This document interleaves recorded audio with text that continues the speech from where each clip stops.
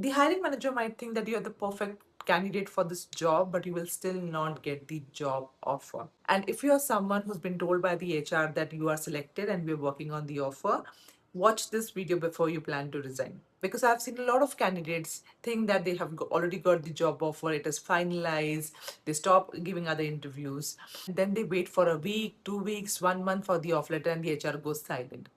And then start thinking that what happened, did am I selected, am I not selected, what happened there? You have all these questions running in your mind because you have no clue, because you're seeing this from a candidate's perspective.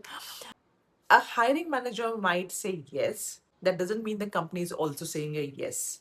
So there's a lot going in between the hiring manager saying yes and the company saying yes and you getting your offer letter. So I have been on the recruitment side for quite a long time, and I am going to share exactly what happens between these phases, which is I like the candidate and here's the offer letter. A yes that you have heard from the hiring manager is not the yes that will get you an offer letter. So, for example, your interview is done, the hiring manager calls the HR and says that, hey, I like the candidate, let's start the hiring process. Now, the HR has many layers of approval. Is this position approved? Is this candidate within the budget? Who is going to give me the final approval? Internal parity in line. So they have to see everything, the headcount approval, all those approvals that I spoke about. And only then, after all the yeses that you see, you will get your offer letter. So for you, the hiring manager, yes, is a yes, or the HR says you're selected is a yes, and you think that the job is yours. It is understandable, but that's not what it is in most of the cases. Like I said, there are multiple layers of yeses that you need in between to get your offer letter. What happens in between? That's where this entire story changes. You could be the first choice and still be waiting for the offer letter. For example, suppose you're a candidate A and you have cleared the offer letter, you have cleared the interview, everything is fine, the HR has called you, your documents process has started. Now there is a candidate B, okay? And the candidate B is an immediate joiner. Suppose your notice period is 60 days or whatever. This candidate B is an immediate joiner. You have asked for 25 lakhs, the candidate B has asked for 21 lakhs. Of course, you have more experience, but there is one specific skill that the candidate B has, which is important for the business requirement. The question is not how good is the candidate A. Now the question is, um, about the business requirement. What is the business, what is the urgency now? Do we want someone to start ASAP?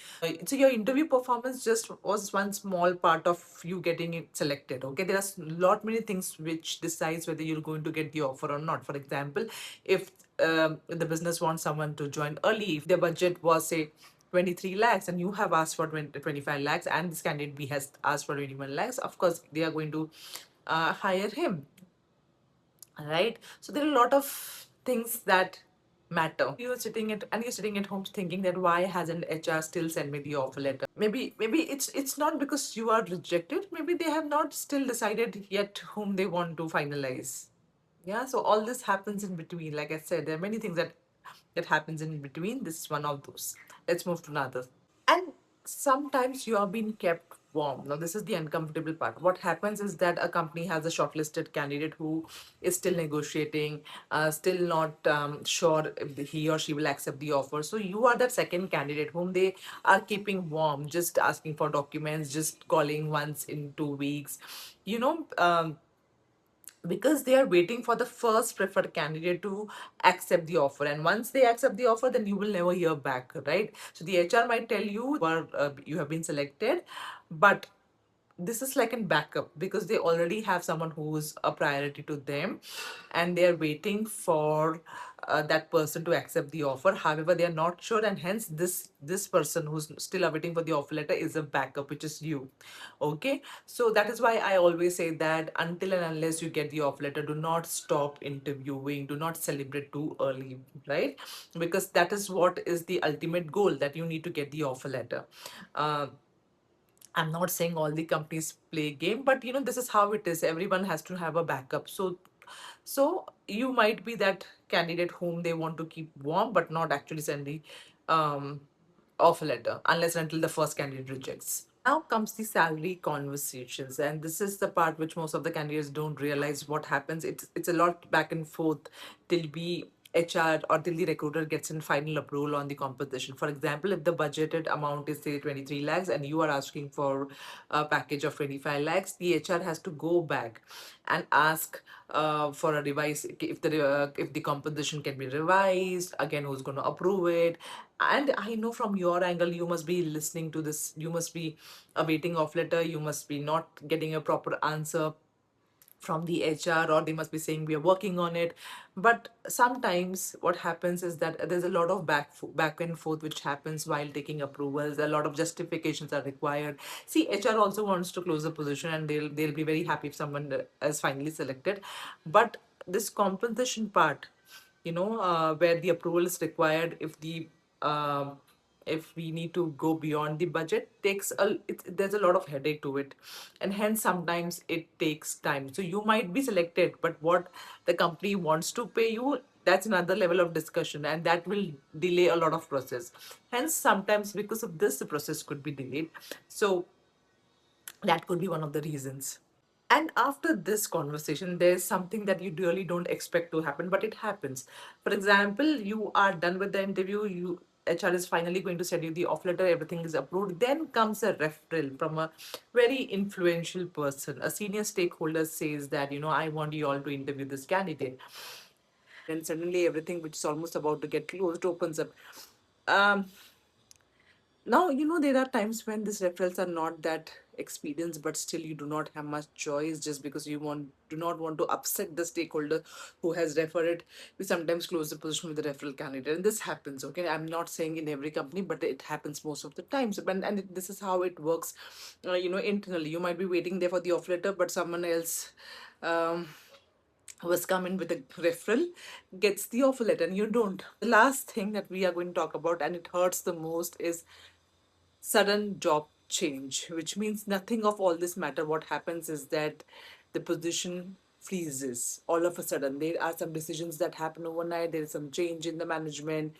There's some, important discuss. There's some meeting which has happened the day before, and then they have realized something, and then they freeze everything. The hiring, the offers, everything goes on hold for months, and so, and the recruiter has no choice or no option left, right? But not to release the offer.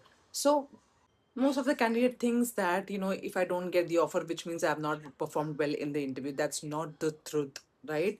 Your interview performance is just a part of it, and that is why you've been selected, right? There are other thing that matters, and that's when the offer letter is released, right? Business decisions are taken instantly. Sometimes you have no control over it. When do we know that we are getting closer to the offer letter? Now, firstly, you need to stop listening only to the positive language. Listen to the stages that the HR says. For example, they say that we have liked your profile. That means that's a feedback. Good.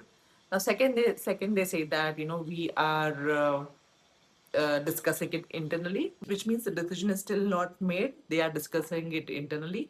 Full stop. Not nothing to be excited of. Third, they say that, we are working on the approvals. Okay, which means they are seeking the approval internally about the compensation or any other resignation or other thing. Still okay. Fourth, they'll say that, send your documents. We'll start the offer process. This is something, you're getting closer now. This is something that you're getting closer now. Four, they'll say that we have got the approval, and then they'll say that we have got the approval, and we have got the approval, and we should be able to release your offer letter by Friday, which is this is something concrete. And on Friday you receive your offer letter. Now this is something that you have received. Now you can celebrate. Only if you think that whatever CTC you have asked for, you have got that. Okay. So what you should do in this case, if you're waiting for the offer letter, don't send them reminder 5 times a day, any update, any update, any update. Send them a professional way asking for, you've been waiting for quite a long time. Is there any update on the offer letter? That's it. And if you hear something from the HR saying that they are working on it, ask them, is there any indicative timeline to it? And if you don't receive any meaningful timeline, do not stop interviewing. Keep your options open, which means you still haven't got the job, and you have to and you have to work as aggressively as you were working to get another job, right? So keep interviewing. Don't mentally think that you have already decided what has happened. Don't be desperate, because you might do all the things right. Only anything can happen, and you might not get the job offer. Okay. So I have seen a lot of candidates resigning just because somebody told that you have been shortlisted, just because the HR has asked for documents. Don't ever do that. That's a big mistake. Don't commit someone anything financially just because you think you'll be getting this offer. No. Till the time you get something which is concrete, like a proper offer letter, and that too, you need to check the offer letter first without committing anything. Only then you can take the further steps. From a candidate's perspective, what you see is interview, selected, offer. No, there are many layers, right, which a candidate might not able to see it, and the layers that I've showed you today, right? So a lot of things go behind sending you the final offer letter. So till the time you get the offer letter, I'm repeating it again, I know, but it is very important. Till the time you get the offer letter, do not resign, do not commit anything, keep interviewing. You have not got the job yet. Remember one thing, you might clear all the rounds, you might do your interview very well and still not get the job.